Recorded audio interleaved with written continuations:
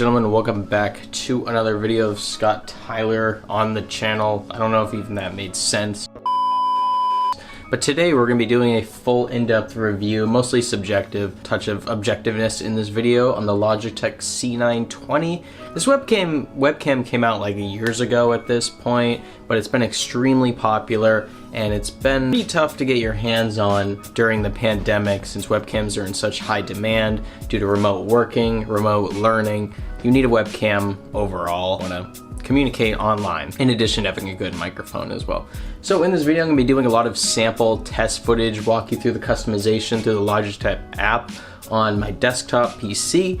And yeah, you can judge for yourself if you think the overall quality is good. I think a good comparison would be to just compare it to my camera right now. This is shot on my Lumix G7 in 1080p 30 FPS. The webcam can also do 1080p 30 FPS, and actually one of my recent videos was completely shot on the webcam. So compare them side by side and we'll see which one looks better overall.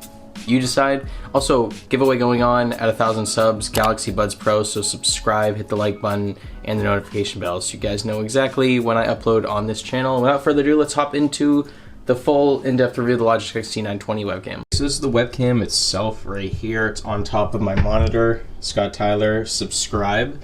But yeah, it's plugged into the back of my PC right there, as you can see, as this sort of standard mechanism that all webcams have, which you kind of just like clip it on your monitor. Really good stiffness to it and very easily rotatable and adjustable. So that's one thing I really like about this webcam, is that it feels premium and it feels a lot better than most other cheap webcams you can get off Amazon. Okay, so this is just how the webcam looks and sounds. I'm probably gonna be cutting in and out, switching between my webcam and also my camera, and you guys can decide for yourself which one looks better.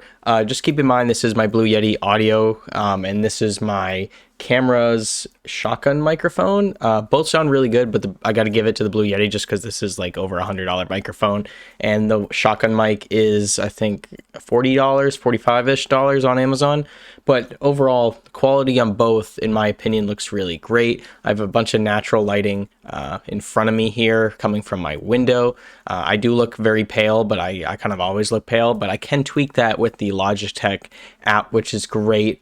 So yeah, let me know how the colors look. I think the saturation is pretty good right now, but I can tweak this if I want to. Obviously, my camera's gonna like do better with the colors and then the overall autofocus compared to the webcam. This webcam does actually have autofocus. Sadly, this webcam cannot go up to 60 frames per second. So if you want that like high frame rate and want to do slow motion video, you're probably not gonna be able to do it with this webcam. But yeah, you be the judge. What's better, the webcam or the DSLR? Obviously, the webcam is probably not going to be as good, but the audio is probably going to be much better on here. So now, let me walk you through actually the application that is associated with this webcam, where you can go in and adjust the video settings and whether or not you want to favor frame rate or I think it's picture quality or exposure.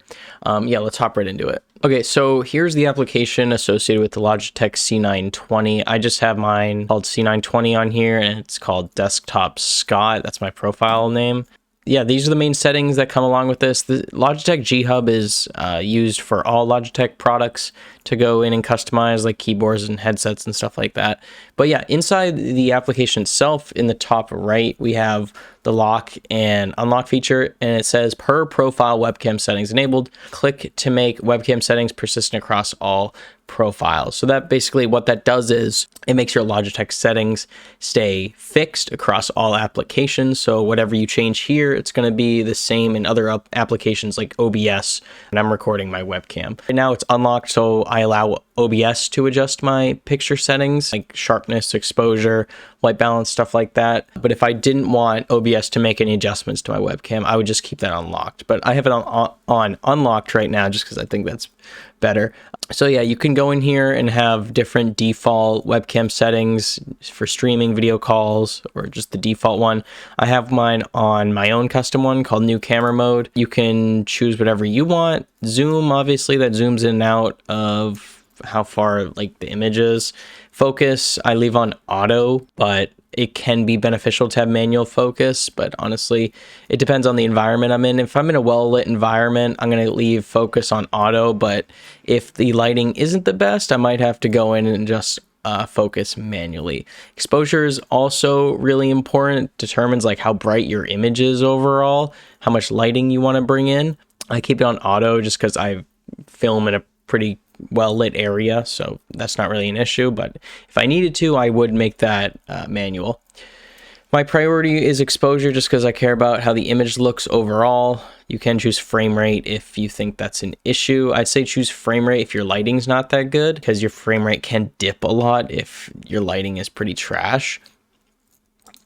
Under video, I haven't touched any of this right now. It's all on the default, but it's also filters on here, which is kind of cool, like black and white, cartoon, zombie. I don't know why you do these, but whatever. You can create your own custom one, and you can adjust the brightness, contrast, sharpness, white balance, saturation. Saturation, I like to boost a little above 50% just to make colors pop. Maybe increase the contrast with that too, and then maybe a little sharpness bonus. And white balance, I'd keep that on auto, just in case. I would change it to manual if the white balance was really bad, but it usually does a pretty good job on auto. Anti-flicker, just leave that at 60. And if you want to restore everything to default, you can do that as well. So let me come back to my screen record or webcam record. And yeah, guys, that's basically a brief rundown of how the application works and how you can customize your webcam. This is another test footage sample of how it looks. I think it looks really well since I have a pretty good lighting in this environment. My window's literally right in front of me, so that's great as well. But if you need artificial lighting, you can always pick up lights off Amazon, and that will help out your image quality immensely. But if you guys enjoyed this video, make sure to leave a like, subscribe to the channel, hit that notification bell, and stay tuned for the 1,000 sub giveaway of the Galaxy Buds Pros. I'm going to be signing them and sending them out to one lucky fan. So if you want to be entered into that, all you have to do is subscribe. And also check out my TikTok at Easy Reviews. That's always linked down in the description below. We just hit 100 followers on there, which is pretty sick. But yeah, leave a comment down below what you think of how this webcam looks and if it's worth it in 2021. Do not pay over $100 for this webcam. People are trying to price gouge since it's in such high demand at the moment and short supply. So the price is pretty high, and I would not pay more than $80 because I believe that's what I paid for this, $80 off Logitech's website. Just keep that in mind. So I'll see you guys in the next video from Scott Tyler. Peace out, guys.